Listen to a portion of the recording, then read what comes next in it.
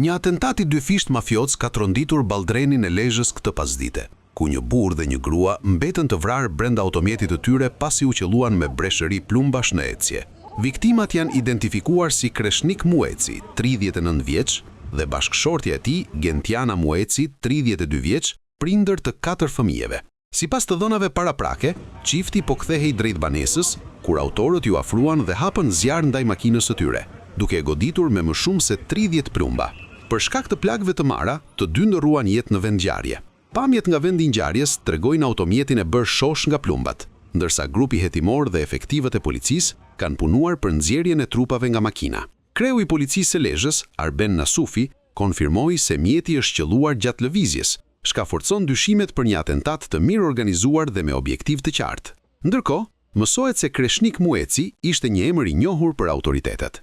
Në tetor të vitit 2017, ai ishte arrestuar si i dyshuar për vrasjen e shtetasit Gjensim Hillaj në Shkodër, ndërsa më herët kishte pasur edhe denoncime për dhunë në familje.